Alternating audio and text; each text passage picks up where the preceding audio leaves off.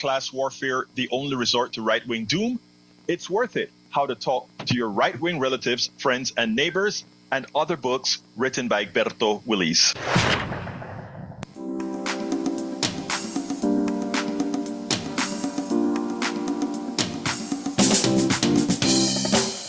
Welcome to Politics Done Right. My name is Beto O'Rourke, your host. Good morning, Houston.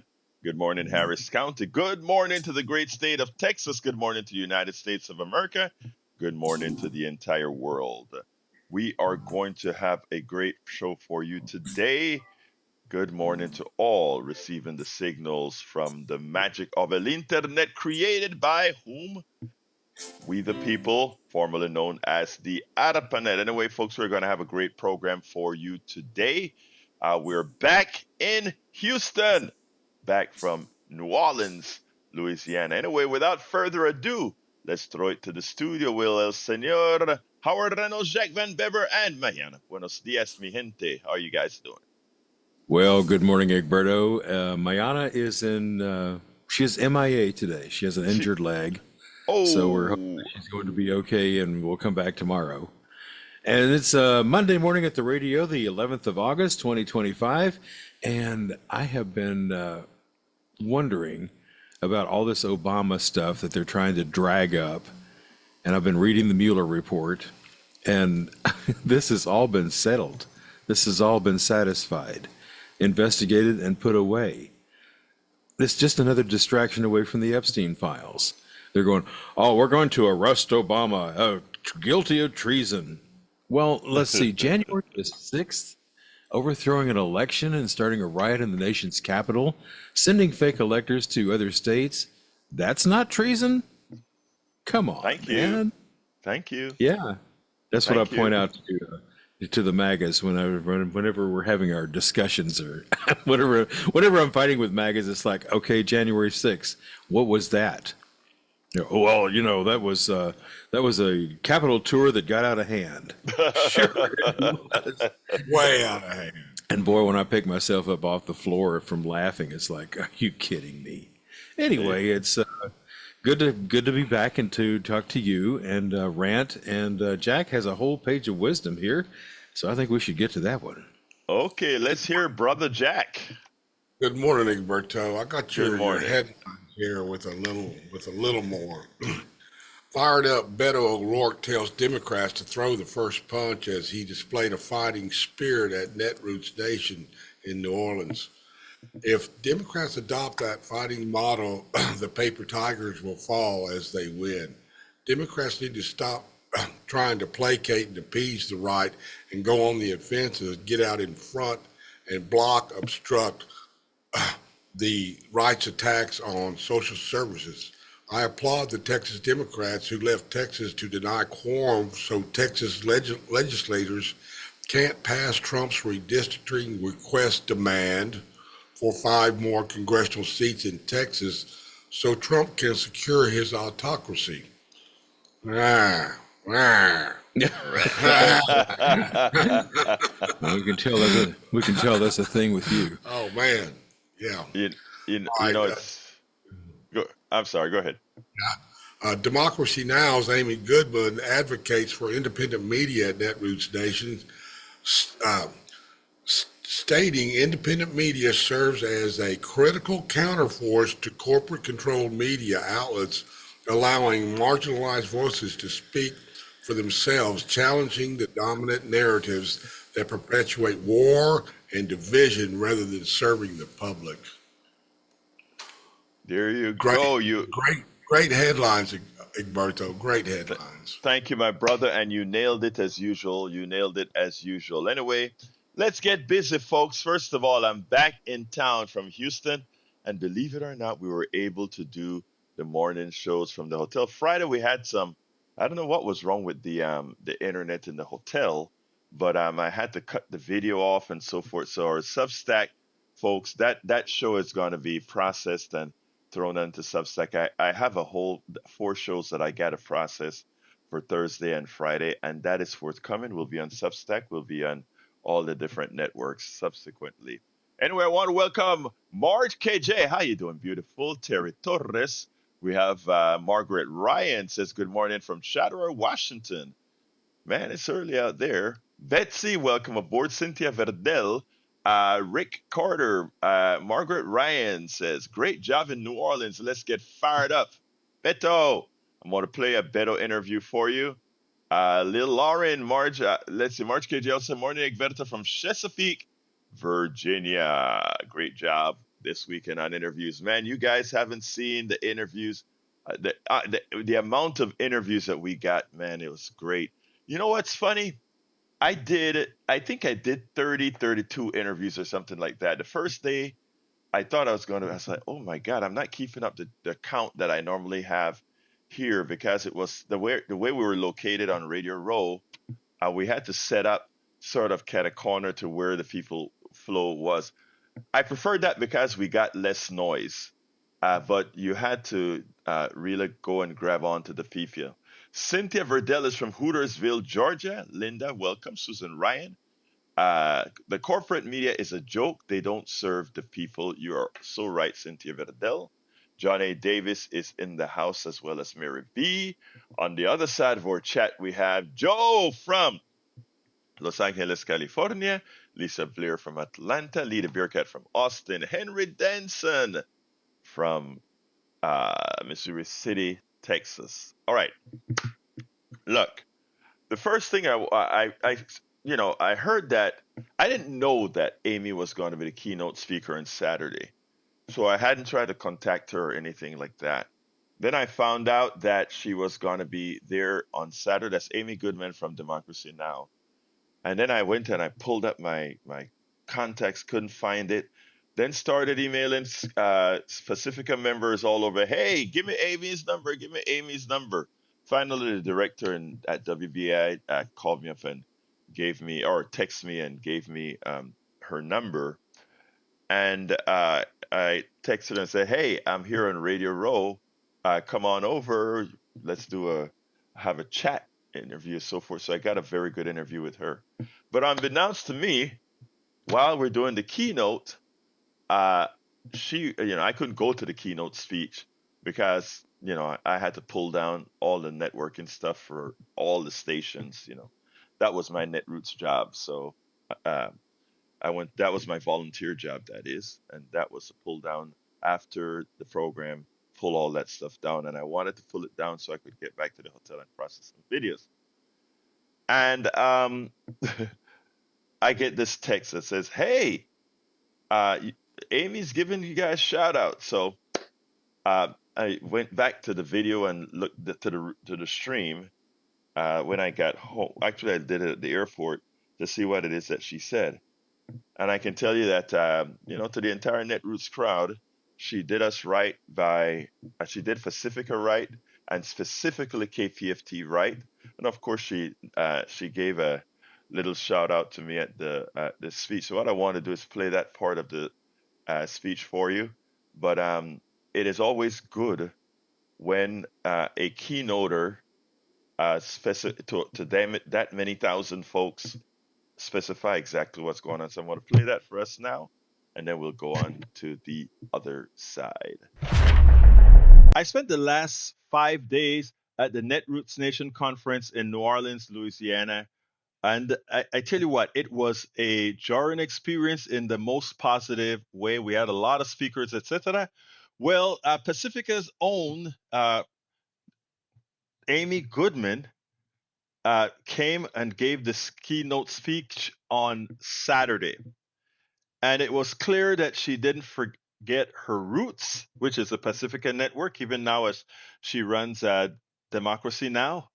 And as well, she gave KPFT a major shout out, including yours truly. I want you to listen to what she had to say about independent media, because that is what this segment of her speech was really about, a personalization of independent media that she has worked with, and she did it remarkably well. Check this out, and then we'll take it on the other side. We need independent media. That warning to the world is so important. But that's the good news being here in New Orleans. because there is independent media. I want to congratulate Current Affairs on their 10th anniversary. I want to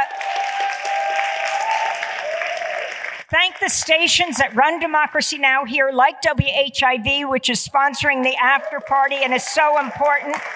WLAE, public broadcasting, is under so much attack, which broadcasts Democracy Now! WTUL at Tulane, WBOK, also WAMFLP, community radio.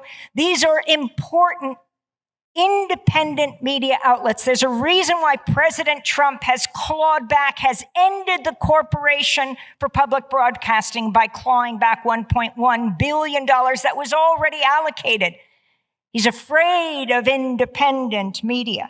And I also want to acknowledge my colleagues at Free Speech TV who are doing interviews here through these days. And we're carried statewide on LPB3, Public Broadcasting third digital channel, weekdays live at 7 a.m. There is independent media that's thriving here and all over the country. It just needs your support because it is people-powered. Now, I'm going to speak super fast. I come from Pacifica Radio, which was founded in 1949 out in the Bay Area in California by a man named Lou Hill. He was a war resistor, came out of the detention camps, and then said there has to be a media outlet that is not run by corporations that profit from war, but by journalists and artists. And that's how Pacifica Radio was born. As George Gerbner, the late dean of the Annenberg School of Communications, would say, not run by corporations that have nothing to tell and everything to sell, that are raising our children today. And so KPFA went on the air in 49, KPFK in Los Angeles in 59, my station in New York, WBAI in 60, where you'd hear debates between Malcolm X and James Baldwin, the effectiveness of nonviolent civil disobedience. WPFW in Washington in 77. Oh, and well, Alberto is here from KPFT doing nonstop interviews as well. KPFT went on the air in 1970. Within weeks, the Ku Klux Klan strapped dynamite to the base of the transmitter and blew it to smithereens. When they got back on their feet a few weeks later, rebuilt the transmitter, the Klan strapped 15 times the dynamite to the base of the transmitter and blew it up again. It would take months before they could rebuild. Oh, I think it was blown up in the middle of Arlo Guthrie singing Alice's Restaurant, and I thought that was a good song. But anyway, January of 1971, they went back on the air. Arlo Guthrie came back to Houston to finish his song, and it has been broadcasting ever since. I can't remember if it was the Grand Dragon or the Exalted Cyclops, because I often confuse their titles, but he said it was his proudest act. I think that's because he understood how dangerous Pacifica is, how dangerous independent media is. Dangerous because it allows people to speak for themselves. And when you hear someone speaking from their own experience, it breaks down the bigotry and caricatures. When you hear a Palestinian child crying out for food or their mother, when you hear an Israeli grandmother, when you hear an uncle in Afghanistan or an aunt in the South Bronx, it challenges what you know. You don't have to agree, but it makes it much less likely that you'll want to destroy the person. I think the media can be the greatest force for peace on earth. Instead, all too often, it's wielded as a weapon of war, which is why we have to take the media back. Now,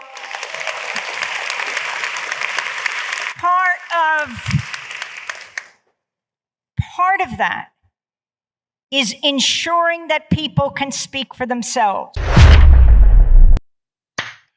It was great to see that, again, that she articulated not only the genesis of Pacifica and the ills or the hurt that KPFT went through, but also her association with the group and what it really means to our independent media status here in the country. Very important, and actually, I think a thank you to Amy Goodman here is warranted. Thank you.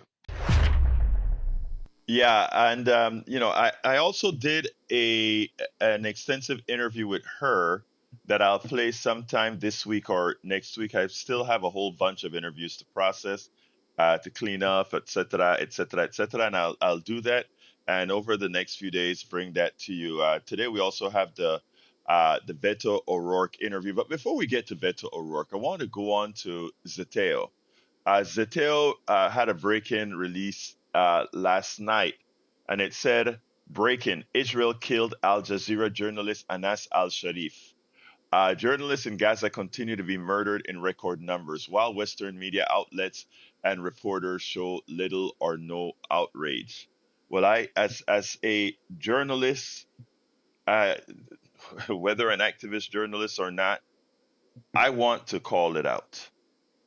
Um, I think people need to know what is occurring when we have journalists attempting to report what's going on, specifically in this case, what Israel is doing in Gaza. On Sunday, this is from Zeteo. Uh, on Sunday, the Israeli military killed our press colleagues, Al Jazeera journalist Anas al Sharif and Mohammed Kurekeh, along with camera operator Ibrahim Sahir, Mohammed Nufal, and Mohamed Aliwa. The journalists were killed by an Israeli airstrike late Sunday local time. 1 minute they were reporting on the Israelis' escalating bombardment of Gaza City, and the next minute they became victims of it. Israeli forces bombed a tent housing reporters near Al Sharif Hospital, or rather Al Shifa Hospital. The attack also reportedly killed Al Sharif's nephew, Musab Al Sharif, who is said to have looked up to his 28-year-old uncle and wanted to follow in his footsteps as a journalist. Barely an hour before US backed Israeli forces killed al Sharif, he had warned on Twitter, "If this madness doesn't end, Gaza will be reduced to ruins. Its people's voices silenced, their face erased, and history will remember you as silent witnesses to a genocide you chose not to stop." Just weeks ago, the Committee to Protect Journalists called for al Sharif's protection in the face of an Israeli military smear campaign. The vile campaign included the Israeli military's Arabic spokesperson Avishai Adrai, alleging that al Sharif was a terrorist. You see what they're doing there, right? Call a journalist a terrorist gives you license to kill him, since he cried on air while reporting on the starvation of his people in Gaza. After the attack, the Israeli military said it targeted and killed terrorist Anas al Sharif, who posed as a journalist for the Al Jazeera network, claiming without any substantiated evidence that he served as the head of a terrorist cell in the Hamas terrorist organization. So you see what it's the same kind of thing. You've noticed how Howard started with all the allegations that Donald Trump is trying to put on Obama and others as a distraction factor. Well, right now it's a distraction, but later on, if things get hectic, don't think that distraction doesn't come in as a justification for the realization of what they're really trying to do: silence people. And that is what Israel did with Al Sharif. What they did is they let the world know. They tell the world a lie that this guy is a terrorist. And when they know what they're going to do to him, because they have full and total control and reign in Gaza, once they knew what they were going to do with him, they killed him. And they can use as excuse, yes, we killed him. We're not trying to hide that there are other reporters out there that's going to see him bombed into pieces, but they will be there after saying al Sharif, lionly so, was a terrorist. Warnings like the one al Sharif wrote just before being killed have become horrifyingly familiar. Such appeals have fallen on deaf or disinterested ears in the halls of power. worldwide, namely in the West and particularly in the United States, and for months such pleas have been met with skepticism by Western press and particularly by the U.S. press. You know, we someday we are going to realize that America believes in the gradation of human beings. They believe some humans are more humans than others. They tolerate the massacre, the maiming, the killing, the destroying of some and not others. Remember what they did in Philadelphia when they burned, I think it was Philadelphia, when they burned down an entire neighborhood. Those people didn't matter. Remember what they did in Panama to get Manuel Antonio Noriega killed 10,000 Panamanians? Their lives didn't matter. They didn't have much humanity. Now look at what they have allowed Israel to do in Gaza. Doesn't matter. They're just Palestinians. It doesn't really matter.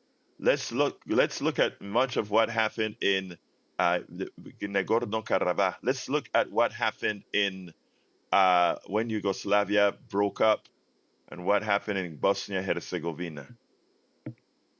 Let's just remember. Some religions are less than, some people's humanities are treated as less than. I'm not saying they're less than, but I'm saying America, I'm saying Israel, I'm saying others look at different folks' humanity differently. And until we solve that problem, when you can have people starving in skeletal fashion and ministers around the world, the Western world, sit back and think, wait a minute, and concentrate on arguing about whether starvation is occurring or not, as day by day pass and people starve and die and people's organs are permanently maimed and die. Think about that, folks. And then, of course, we call ourselves civilized. And then we call ourselves human beings. It's amazing. All right, let's go to Bruce, and then I'll play the video. Bruce, come on in. Good morning. Good You're morning. here? Good morning. Yeah, good morning. First, I wish the young lady there a speedy recovery. We miss her voice. And Jack made a lot of sense. Thank you, Jack. I have 2 points to make. The first one is it disturbs me to see so many people signing up for ICE. But I look at it as Trump job numbers are down, cost of living is high, then he offers a big incentive. These people need to know that he's already stated down the line he's going to use it to go after Americans. And undesirable Americans means activists like you, political opposition. That's dangerous. My second point I want to make is nobody has asked the alligators what they think. So what I did is I got my Gator to English, English to Gator translator out, and I contacted the head Gator. All right. And he said he would have gone to New Orleans, but he knows every time he tries to get behind a podium and stand up, he falls down. So I told him, look, I'll raise some funds for you. What do you need? He goes, we want to build a wall. I said, okay, I'm going to raise funds with a big rock concert, and we're going to call it Gatorade. I'm done. That's a good one. In these difficult times, a little bit of levity is so important.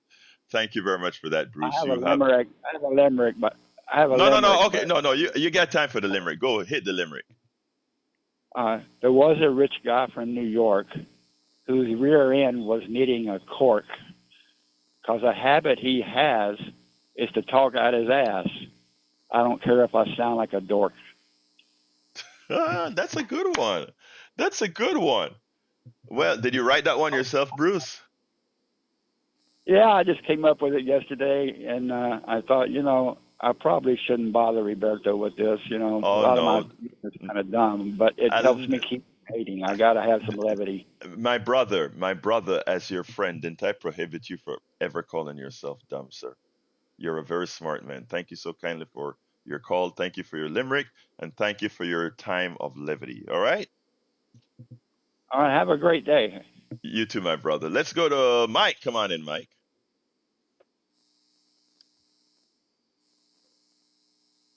Okay, I think you'll be coming in a minute, Mike. You're on, Mike. Go ahead, start over, Mike. Hear me? Yeah, start over. Yeah. All right. Thank you.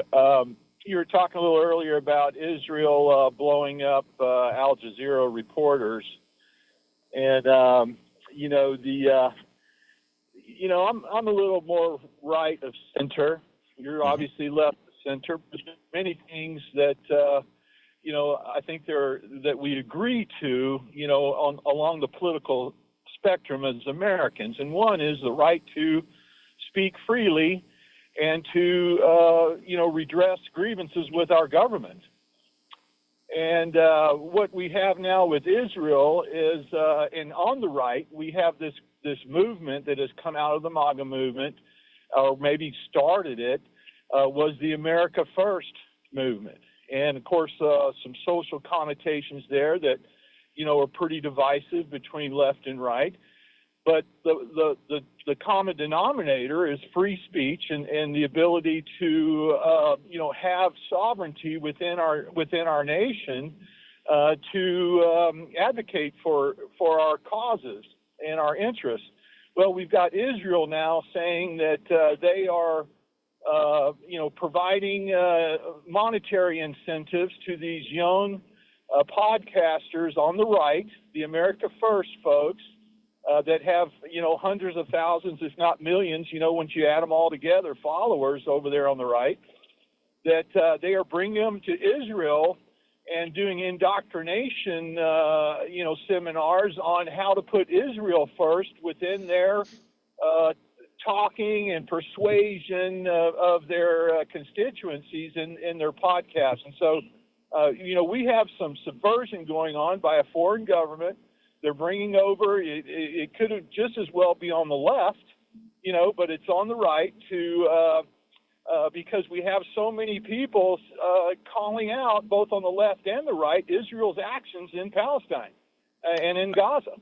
I want to bring that I want to bring it to your attention. It's Al Jazeera that has reported on this in the last 24, 36 hours.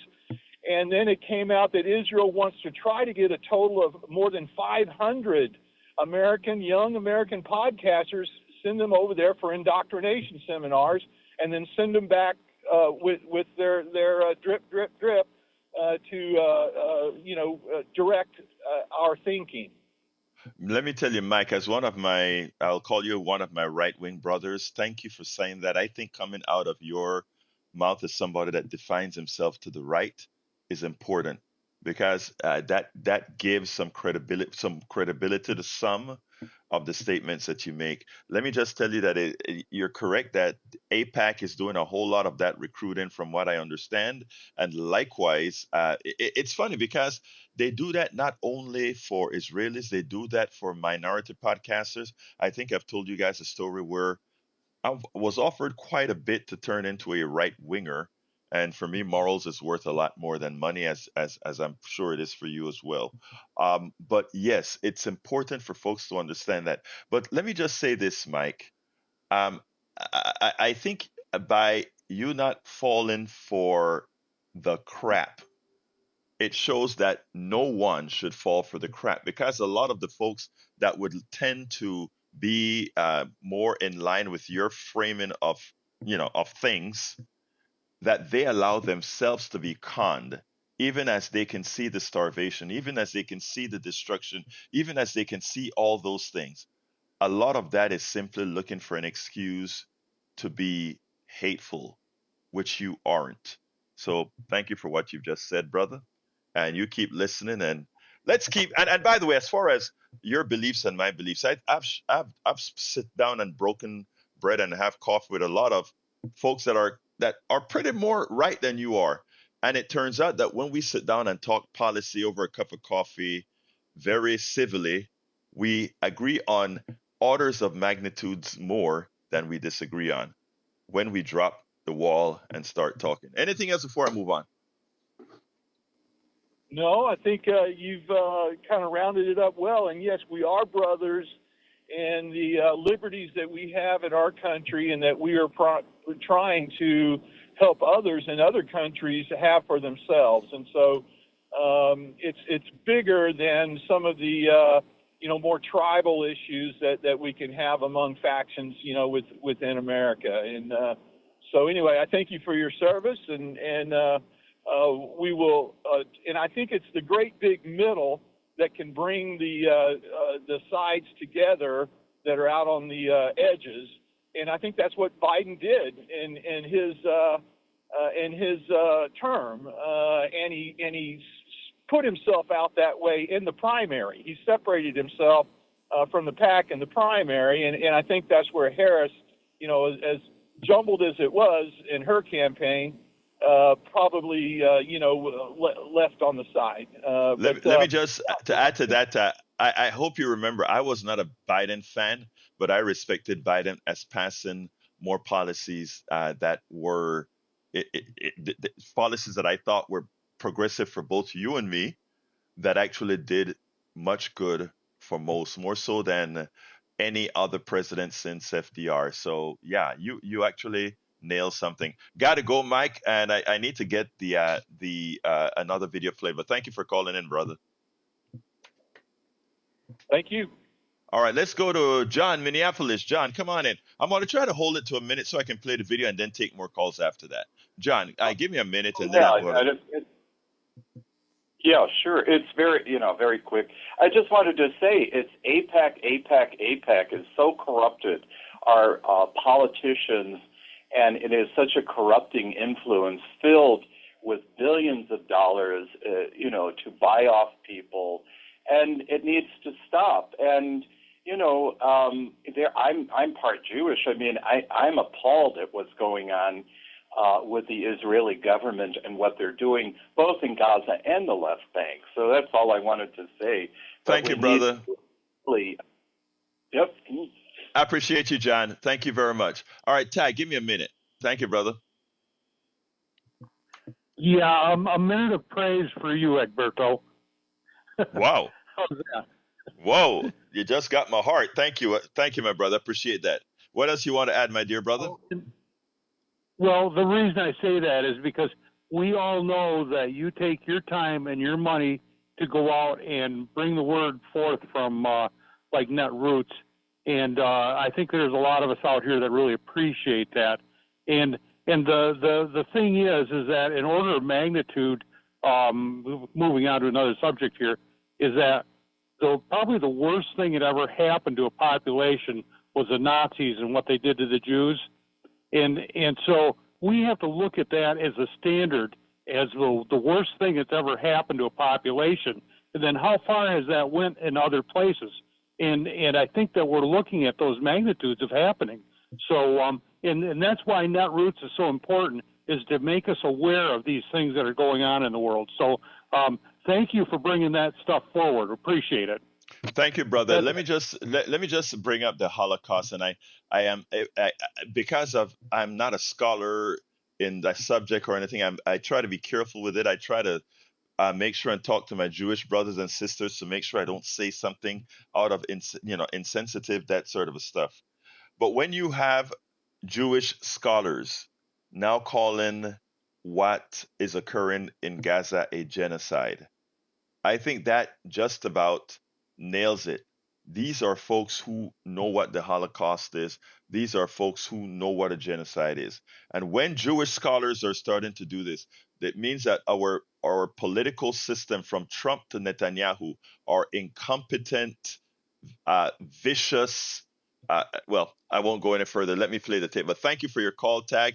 Thank you for the kudos. And I as far as how we are funded, I want to thank all of you who subscribe to Substack and all of that made my trip possible, because these trips are, as Amy said, thank you, brother. Thank you so kindly. Have a great day. As Amy said, supporting independent media is imperative for us to be able to tell the truth. As you can see, if we're not there, we don't hear. All right, let's go to the interview that I did with Beto. Before I go with that interview, I want to tell you the joke. When Beto, I think I said it in the startup. Actually, I don't think I did. But when I got Beto into the radio row to talk to me, Beto comes in to me and he started the conversation in Spanish, right? Because I've interviewed him before and he knows that I speak Spanish. He's like, ¿Quieres hacer la entrevista en español o inglés? Meaning, do you want to do the interview in Spanish or English? So I thought for a minute, right? And then I said, okay, no, let's just do it in English. And then we did it in English. And then when I asked the immigrant question at the end, we went ahead and did that part in Spanish. But I thought it showed such class, right? That the guy just came out and said, look, I'm willing to, to do this interview, whatever language you want to do it. And since we know what the issue is with a whole lot of our Latino immigrants, he was willing to do it. So here it is, and then we'll take it on the other side. Welcome to another edition of Politics Around. I'm Beto Willis, your host. Today we are honored to have the one and only Beto O'Rourke. Beto, welcome to Politics Around. How's it doing, my friend? It's great. I love being here. Thank you for having me on. Well, look, I'm honored. Let me just first say, thank you for the work that you're doing out there in Texas. Thank you for helping these folks out in what we need to do. Redistricting is where I want to start. What is the possibility of we actually forestalling redistricting? We can do this. And I don't want to pretend that it's easy. So they've got the DPS state troopers coming after them. John Cornyn announced yesterday that he has a deal with Kash Patel for the FBI to hunt them down. Right. They're trying to vacate their seats in the Texas Supreme Court. They're going to charge them with second-degree felonies. I don't think that charge is going to stick, but you get what I'm saying. They're throwing everything they can at them. If all of us will have the backs of these 54 Texas Democrats, help them to stay out there for as long as it takes, for as expensive as it might get, including their legal bills, then we can overcome this. I mean, not easy. Odds are against us, to be clear. But if we fail at this moment of truth, if we do not support them with all that we've got and all that they need, then I think that Trump's consolidation of authoritarian power after he steals these 5 seats in Texas will be nearly unstoppable. And that could spell the end of what Lincoln called the last best hope of Earth. I mean, the election of 2026 is going to be decided in the summer of 2025. So let's do all we can with what we got. Let me ask you a question. 30 days is what the special session lasts, but the governor can call one every single month. He can call another. Forever. So my question is, are these guys willing to be away from their families for that amount of time? We've got to help them make that decision. And we are going to do that. I mean, I can tell you that my audience, 100% behind them. Will they be, I mean, because it's on them now, will they be able to do it? So here's the question that they need to ask of themselves, that we need to ask of them. Is it enough just to try for a little while? Is it enough just to demonstrate the effort? Or do we need to win? And you can probably tell how I would answer that question. There will be no points for effort. There'll be no points for the attempt. There will only be reward for winning. That's all that matters right now. The other side gets that this is all about power. They care about power more than they care about anything else. On our side, too often, we care about being right. We care about following the rules. We care about being appreciated and liked, sometimes more than we care about being in power. We have to put all that stuff aside and focus exclusively, I would say even ruthlessly, on winning power, and then using that power, one, to stop Donald Trump and ensure there's accountability for his corruption and crimes, but two, and maybe more importantly, using that power to make this country better, not to restore this country, not to save this country, but to make it better, an ambitious, aspirational vision to change this country so it works for everyone. Now, several other red states are attempting to do this. Do you know whether we have the support of the party as well to do what you're doing and helping these folks out to get out of Dodge if necessary? We have Ohio, I think Missouri, and a couple other states. I heard that the vice president went to Indiana. Yes, he went to Indiana to try to encourage them to do the same. So here's what I'd ask our fellow Democrats to do. Governors Newsom and Hochul and Pritzker, just for starters. Redraw your congressional districts now. Don't wait for Texas Republicans to strike first and to react to that. Seize the initiative. It's like we're a boxer in the ring and we see this punch coming our way and we're just like, all right, when they hit us, then we're going to hit them back. Right. No, we punch first. The punch may knock you out. Yeah, that's right. The punch might knock us out. I love that. So no, we punch first and we punch harder and we punch with everything that we've got, because if we let the moment pass without fighting, it's going to be over before we know it. And it's not just like partisan balance in the House of Representatives. This is for all the marbles. This is whether we are going to have a government of free people, of, by, and for the people, or whether we're going to have something else, tyranny, fascism, authoritarianism. That's what is being decided right now in the summer of 25. Now let's again postulate and let's make the assumption that our heroes just can't last out that amount of time, okay? And they come in and they redraw the districts. Tell me what you think about this. My contention is that the big bad bill is so big and bad, and it's going to affect. You've been to 254 counties in Texas, every single one of them. You have name recognition everywhere. Don't you think that if the worst came about, if we decided to invest in going to talk to our rural brothers and sisters. Actually, I spoke to Celinda Lake, the pollster, about this a few hours ago. If we went out there with local people to show them when their hospitals are closing, not that it may close, but these things are already happening. Hospitals are closing, government employees are being laid off. It is actually affecting those people's economies because you don't have that government check anymore. You're no longer buying as many groceries. You're not going to the restaurants. You're not doing it. Do you think, as we are practicing and trying to hold out, that we should also be engaging these folks, the 254 counties that you went to? Absolutely. And then all the counties in all the other states. So 2 nights ago, I was in Oklahoma City. Right. 1,500 people came out for that town hall, 15 months away from the November election. We could win the congressional district in Oklahoma City for every reason that you just gave. The night before that, I was in Omaha, Nebraska. Right. We could win. Don Bacon currently represents that. Right. He's retiring. We should. If we don't win, we're in the wrong business. We got to win that. And it's on the issues that you're talking about, and it is a Democratic Party that no longer writes people off who live in rural communities or live in so-called red states, but fights on every front, puts a Democrat up there, a strong Democrat at every position on the ballot, and talks about what you and I are talking about, the pain, the suffering, the harm, the death even as a consequence of Donald Trump in power, and then the positive aspirational vision. Not only are we going to stop this guy and the bad stuff that he's doing, but here are the great things that we're going to make possible in America going forward. If we will do that, and not just where the DCCC says these are the competitive frontline districts and here are the talking points and the message testing and the consultants that you got to use, but we say, hey, we want to recruit raw, honest, authentic fighters and champions in their communities, and we're going to support you, but you go out and speak your own words from your own heart, from your own experiences with the people that you want to serve. Man, I think that's how we win power in America. Let me be very, very frank with you. I spoke to Elaine Riggs yesterday, the Supreme Court justice from North Carolina that had to wait 6 months to get Allison.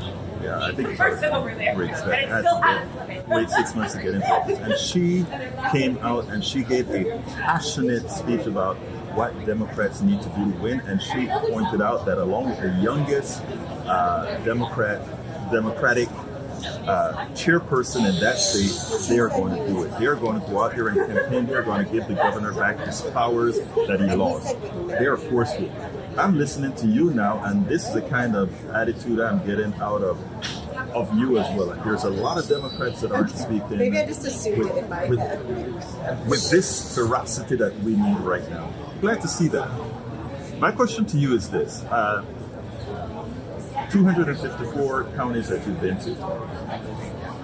We know what has to be done in the rural areas. People know you. What are your plans? We don't. I'll be blunt. I mean, there are 2 plans that I can see for you. One, I can see governor. 2, I can see running president in save Texas. What are your plans? I'm going to keep doing what you see me doing right now. These town hall meetings that I'm holding all over the state of Texas. I'm going to be in Abilene. Right. Here's one of these red communities where a local hospital is threatened because of Medicaid cuts, where the local schools are shutting down because of education cuts. I'm going to go there, even though they voted for Donald Trump 72, 73%. Doesn't matter. We got to show up there.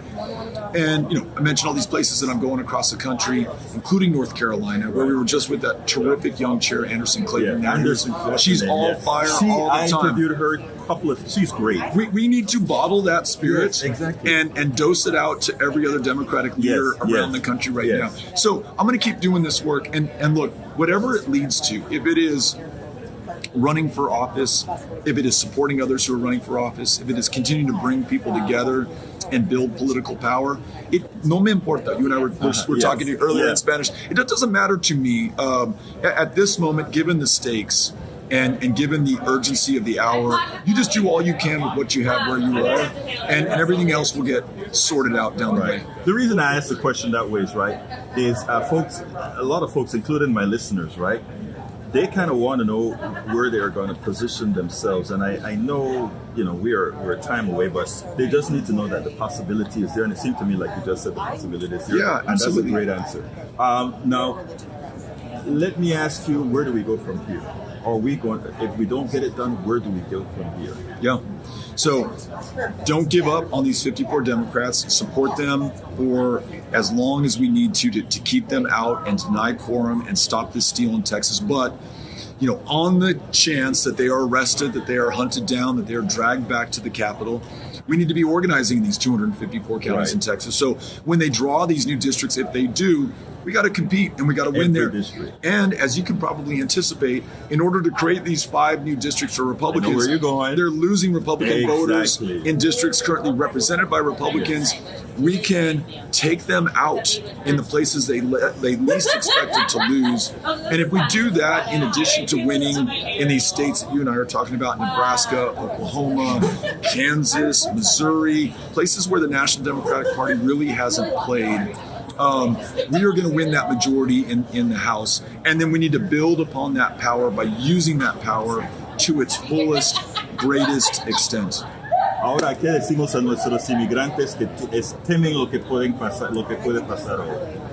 Pues necesitamos hacer todo lo que podemos para apoyar y ayudar la gente que están viviendo en nuestras comunidades, trabajando en los trabajos más duros que tenemos aquí en los Estados Unidos, migrantes, pero también ciudadanos que están enfocando en la amenaza de Donald Trump y de ICE, y también es una amenaza a la Constitución de los Estados Unidos, y necesitamos andar con y estar con la gente que están atacando, y necesitamos ganar el poder para ayudar y proteger a la gente que están más vulnerable en nuestras comunidades. Muchísimas gracias. Thank you so kindly for having Politics Done Right. Yeah, thank you, sir. Thank you, sir. Let me tell you something, guys. Let me just say this. I'm sorry that it was kind of loud in there, and I try to clean some of that out to make it a little better. Let me tell you really what happened. I actually had that mic on him, and it worked perfectly. The problem is that I did that file got corrupted. I panicked because it was like, oh my God! But then I remembered I was also double taken with a side view on the cell phone. So that cell phone audio. And that saved my butt, because by the time I realized the file was corrupted, Beto was out of the convention center. So, sometimes it's better to be lucky. And I got lucky in that for that interview and the Cylinder Lake interview, I had both devices taping. Unfortunately, for 4 other interviews, I didn't. I recovered about 5 interviews I didn't. I recovered Beto, Cylinder Lake, and I redid Adam Green from Bold Progressives, but there are a few others that I missed. All right, let's go to Brian. Come on in, Brian. Yes, good morning. Good morning. Good Apparently, morning, sir. the Democrats don't believe in the electoral process, do they? Instead of having a vote, they just run from the process. Why do they not want to do what the people ask them to do and do their job? Are they afraid of losing? Let me ask you something, Brian. First of all, two things I want to say. I had in the airport yesterday. I did my last interview from Netroots, right? And it was about redistricting. And I told a woman who I interviewed, she was completely neutral, and she taught me a few things about redistricting, how both sides are really guilty of the shenanigans of redistricting. I knew that, but I want you to kind of listen to that interview when I do it sometime this week, because I think you can learn from it just like I learned from it. That's number one. Number two, um, I I think that it's unfair to say these guys are just running away from doing their jobs. I think what they are doing right now is the job of protecting their constituents. Because right now, let's just assume that Texas is a 45-55 state. Let's say 55% of voters, not the state itself, but 55% of voters vote for Republicans, and let's say 45 vote for Democrats. It's really more like a 48-52. You want to wrap this up? No, listen to what I'm saying. This is an educational program, sir. You brought the subject up. Let's take it to fruition and understand and listen to see if you will learn something. Now, if again, wait. I am the one running this show, Brian. Okay.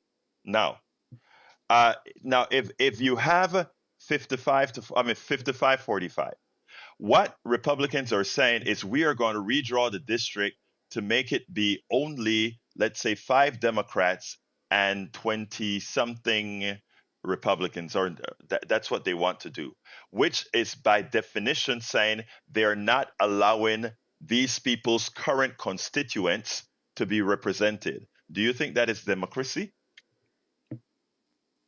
No, it's not. When I see 75 Trump posters in my district and 12 Sheila Jackson Lee's, and who is my representative?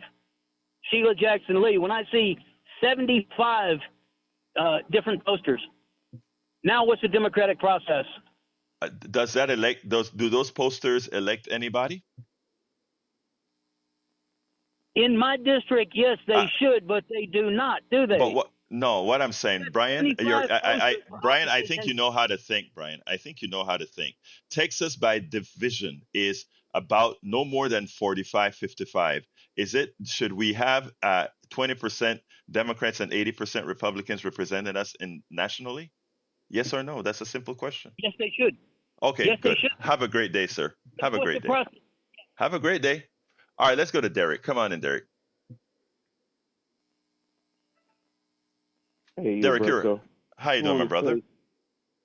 I'm fine, sir. I just want to say, you know, that goes to show you. That's why I always say that white supremacists are some of the dumbest people on the planet. By him going after Mr. Wu, don't you know quite a bit of people like Mr. Wu, they don't even vote because they have so much wealth to where they don't take the time to vote. But by you going after him, don't you know you finna awaken a huge non-voting population that's gonna stand up and tell you don't put your hands on that man? Yes, it is amazing. But again, to be a white supremacist, you can't look by definition, right? We all know that we are all human beings. We can all do that stuff. But again, some of us allow ourselves to dumb ourselves down, or some of us never got educated. To be a believing white supremacist, one has to be dumb, or one has to be able to convince others of something so that they get something that they didn't earn. It's one or the other. It's not both. One or the other. So I think you nailed it. Exactly. Anything else, Derek? Yes, sir. And that thing with Israel, look, in 2024, one man got up and laid out everything about what's going on over there. Y'all need to take the time to listen to Minister Farrakhan, Savior's Day 2024. It's just as though, man, he just did a whole film reel inside of the mind of Netanyahu. And that's everything that man said have he been doing it because it was never his intentions to find peace. And No, now he at never this, wanted peace. I got to go, Brother Derek, because I have Donald and we're at the cut. But thank you, brother. Let's go to Brother Donald. Come on in, Donald. Good morning, Alberto. Good morning, sir. Humanity is not a manatee in Buffalo Bio in Houston, Texas. It is something that should be shared around the world.